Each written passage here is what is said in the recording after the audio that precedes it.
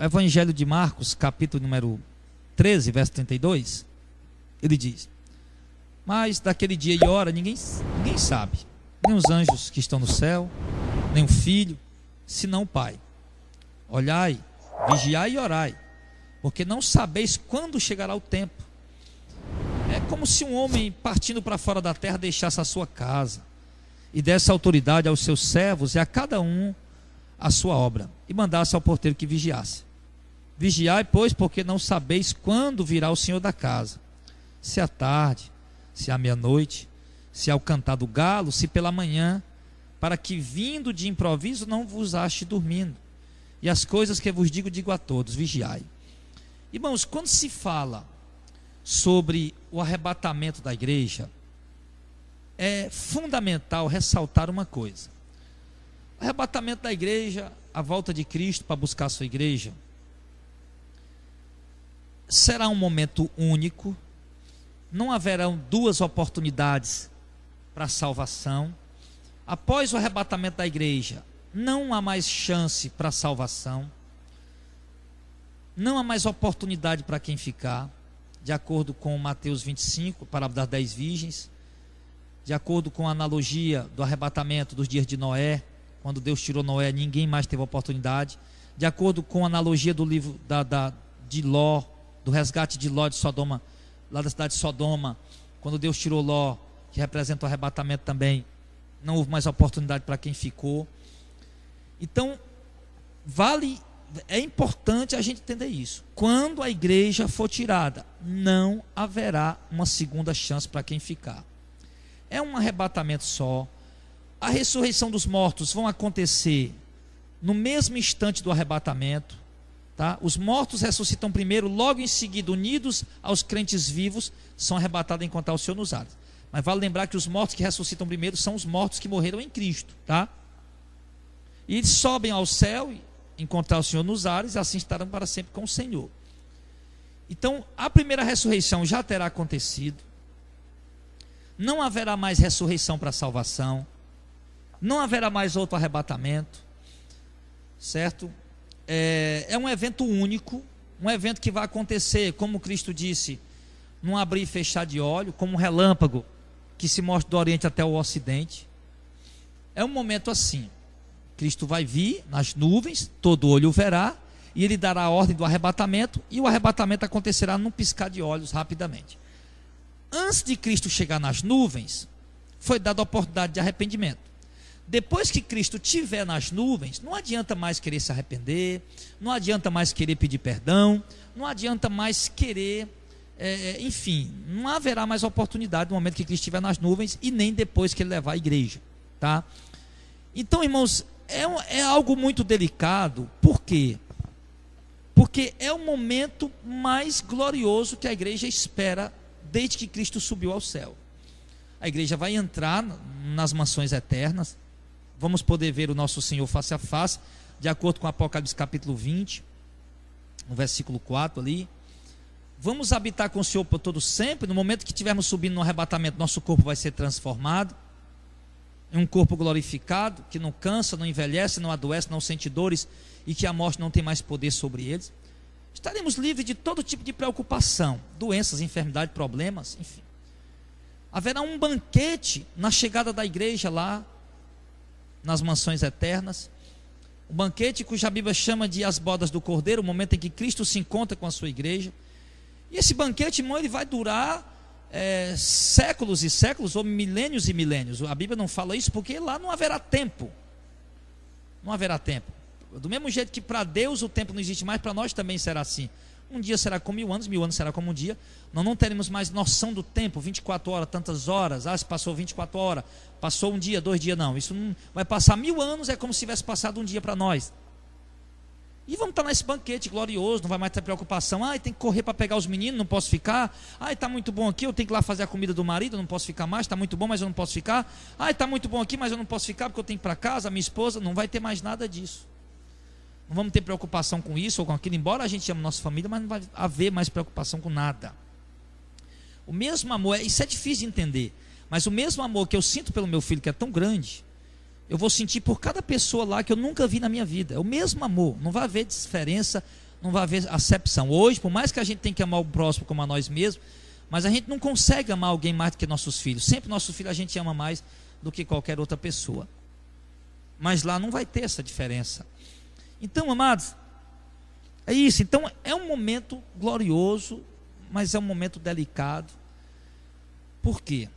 Porque o texto diz aqui, de Marcos 13:32, que aquele dia e hora ninguém sabe. Jesus disse aqui, nem os anjos que estão no céu, nem o Filho, apenas o Pai. Então, é um momento, irmão, para você ver, é um momento único, que vai acontecer, quando ele estiver acontecendo, vai ser rápido, tá? E é um momento que vai acontecer uma única vez, e que ninguém sabe a hora nem o dia desse evento.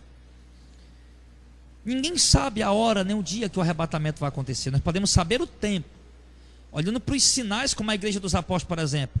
Ele dizia, Maranata, Jesus está voltando, aguarde mais de um pouquinho de tempo, que há de vir, virá e não tardará.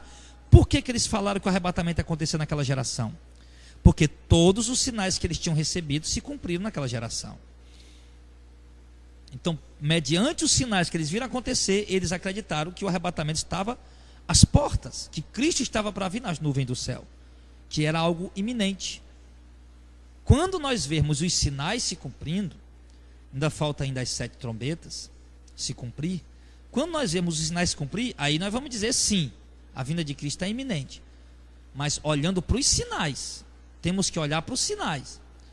Por isso os apóstolos acreditavam, o arrebatamento vai acontecer a qualquer hora, qualquer momento Cristo vem nas nuvens do céu, para nos arrebatar e para derramar sentença sobre esse mundo, por causa dos sinais que estavam se cumprindo. Do mesmo jeito somos nós agora, temos que olhar para os sinais. É a única coisa que Deus deixou para nós, os sinais. Ele diz que ninguém sabe o dia nem a hora, mas ele disse assim no verso 33, olhai, vigiai e orai, porque não sabeis quando chegará o tempo. Então ele diz que nós temos que estar atentos, olhando, nós temos que vigiar, certo? Porque nós não vamos saber quando chegará aquela hora, tá? Ele diz em Mateus 24, quando ele fala sobre o arrebatamento, ou é em Lucas 21, perdão, em Lucas 21, quando ele está falando aqui sobre o arrebatamento, quando ele mostra os sinais, ele diz, quando virdes essas coisas acontecer, levantai a vossa cabeça, né, aqui no verso número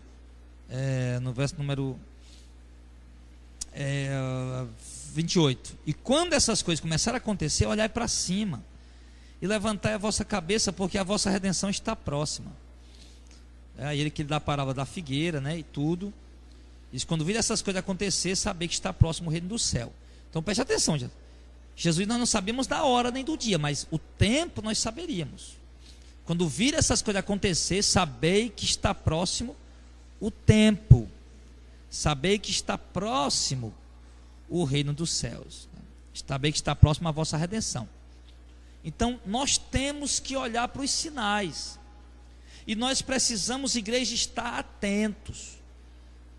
Ele diz que nós temos que olhar e vigiar, estar atentos, irmão, porque ele diz que é como um homem que saiu, né, partiu para fora da terra e deixou a sua casa e a autoridade ao seu servo. Foi isso que Jesus fez. Ele saiu fora dessa terra, foi ao lado do Pai e deixou aqui a sua obra, e deixou nós, a igreja dele, responsável para fazer essa obra, e deu a nós a autoridade, como ele diz aqui, e deu autoridade ao seu servo, cada um a sua obra, e disse ao porteiro que vigiasse. Então ele diz, vigiai, porque não sabeis quando virá o dono da casa, se vai vir à tarde, se vai vir à meia-noite, se vai vir ao cantar do galo ou pela manhã. Então ele diz que ele esteve aqui, subiu, foi lá para o Pai e deixou aqui a sua igreja, deu-nos autoridade para fazer a obra, mas deu um alerta: estejam vigilantes, atentos, como um porteiro que espera o seu senhor voltar do casamento, para que quando ele voltar, bater na porta, logo possa se abrir. Bem-aventurado será o tal servo que quando o Senhor vier achar assim, vigiando. Então o Senhor disse que nós temos que vigiar para que aquele dia não nos apanhe de improviso e não nos ache dormindo, ou seja, desprevenidos, despreparados, desatentos, envolvidos com o mundo, laçados pelo mundo, andando em heresia, seguindo falsas doutrinas, vivendo no pecado. Então ele diz que nós temos que estar atentos e alertas e cuidados, porque para que aquele dia não nos apanhe de improviso e não nos ache dormindo. Então, irmãos, por isso que é preciso, irmão, é importante nós estarmos alertando a igreja constantemente. Por isso que é importante nós estarmos alertando os irmãos que estão presos nas heresias das igrejas evangélicas. Por isso que é importante nós estarmos alertando os irmãos que estão presos nas heresias de outras religiões. Por isso que é importante nós estarmos alertando o povo quanto às falsas doutrinas, quanto aos falsos mestres, quanto aos falsos líderes, quanto às falsas religiões. É importante nós estarmos alertando o povo, irmãos. Aquele dia, irmão, quem for pego de improviso e despreparado, dormindo espiritualmente, como ele diz aqui, esse não vai poder subir, não vai poder se salvar. E ele disse mais no verso 37, as coisas que eu vos digo, digo a todos, vigiem. Então, irmãos, é um alerta de Deus para nós. É um alerta. Olhando para os sinais de hoje, nós podemos concluir que o anticristo está quase ascendendo, está quase a se manifestar. Ele é o maior sinal. A manifestação do anticristo é o maior sinal para a igreja. Porque o apóstolo Paulo disse, 2 Tessalonicenses capítulo 2, que de maneira alguma a igreja vai ser arrebatada sem que primeiro aconteça a apostasia e se manifeste o anticristo. Lá ele não usa a palavra anticristo, né? O homem do pecado, filho da perdição, que só põe contra tudo que se chama Deus ou se adora, de sorte que se assentará como Deus no templo de Deus, querendo parecer Deus. Ele se refere ao anticristo. A apostasia já está aí, é gritante. Os muitos falsos profetas já estão aí há muito tempo. Então está faltando só a manifestação do anticristo. É o maior sinal para a igreja. E nós olhamos para o cenário político e religioso do mundo, irmãos, nós vemos que nós estamos prestes a ver esse homem aí, trazendo paz para a terra, trazendo paz para o mundo. Pastor Deus, como é que nós vamos identificar o anticristo? Deus já me deu a mensagem, já está quase toda preparada, tá? Quem é o anticristo? Como identificar o anticristo? Quem é ele? Então Deus já me deu essa mensagem. Como é que nós vamos identificar ele? Quem é ele? Ele é um político, ele é envolvido com a religião, enfim, temos ali tudo. Vamos estar trazendo uma mensagem aqui para os irmãos, mostrando bem direitinho o que é o anticristo, para que nós vemos todas essas características no homem. Pronto, nós vamos ver, aquele é o anticristo. Assim como os judeus olhavam, esperavam o Messias olhando para as profecias bíblicas, o judeu tem que nascer em Belém da Judéia, o Messias tem que nascer em Belém da Judéia, tem que ser da descendência de Davi, ele tem que ser pobre, de acordo com Zacarias, tem que entrar em Jerusalém montado num jumentinho, sim, ele tem que morrer, tem que ressuscitar o terceiro dia, olhando para todas as profecias do Antigo Testamento. Então, quando vimos essas características no homem, é porque aquele é o Messias. Só que os judeus desprezaram isso. Mas nós não, nós recebemos Jesus como o Messias. Agora, a profecia, ela revela as características de quem é o falso Messias, o anti-Messias que vai enganar as nações, inclusive os judeus, que não são judeus messiânicos convertidos. Porque os judeus interpretaram as profecias sobre o Messias de uma forma errada.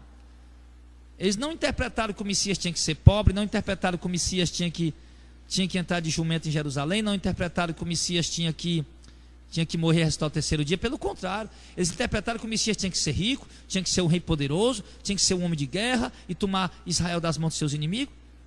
E quando o falso Messias se levantar, é claro que os judeus vão achar que aquele é o Messias. Só que nós, olhando para as características dele, nós vamos saber que é o falso Messias. Na verdade, ele é o anti-Messias, o anticristo. Ele vai se assentar como Deus, querendo parecer Deus no templo de Deus. Ele quer ser o Messias, mas ele não é, né? Então, irmãos, nós precisamos estar atentos. precisamos estar alertas, porque o texto é claro em dizer: as coisas que eu vos digo, digo a todos, vigiai. Para todo mundo esse alerta. Então, amado, vamos ficar atento, vamos ficar de olho. Vamos esquecer essas coisas que o pessoal fica falando de vez em quando. É tanto sonho na internet. É tanto esse que eu te digo para aqui, para curar. Olha para as profecias bíblicas. Essas sim, meu irmão. Essas sim são dignas da nossa confiança. Essas sim são dignas de nós voltarmos nossa atenção para ela. Tá? Então, olha, que possamos estar alertas, que possamos entender sobre o arrebatamento, que ninguém sabe o dia nem a hora. Mas olhando para os sinais, nós conhecemos o tempo. E assim como a igreja conheceu o tempo e acreditou que aquele era o tempo do arrebatamento, nós, olhando para o que está acontecendo agora, nós acreditamos também que nós estamos prestes a viver esse evento, mediante os sinais que estamos contemplando. Então, nós só temos que, nesse momento, irmãos, nos preparar. Nos arrumar como quem se arruma para viajar. Vai fazer uma viagem longa? Passa uma semana ou 15 dias preparando bolsa, arrumando roupa, tudo, se organizando. Começa a se preparar. Se santifica, renuncia o que tem que renunciar, abre mão do que tem que abrir mão, tá? Obedece a palavra, anda no temor do Senhor, renova a tua vida de oração, renova teu fervor na obra de Deus, a tua caminhada com Deus, enfim. Vamos ouvir o alerta de Deus e nos preparar, ficar atentos e vigilantes, sóbrios, para que quando o dia do Senhor chegar, nós estejamos prontos pela misericórdia de Deus. Que Deus coloque essa palavra no coração de cada um de vocês, que vocês possam levar a sério o que as Escrituras estão dizendo, porque muito em breve o Senhor virá e não tardará, e nós o veremos nas nuvens do céu, e aqueles que estiverem preparados, como diz Mateus 24, que estavam preparados, entraram com ele para as bodas, e os outros não, ficaram, bateram pedindo a oportunidade, mas o Senhor disse e lhes dirá: não vos conheço, apartem-se de mim. Que Deus abençoe a todos, em nome de Jesus.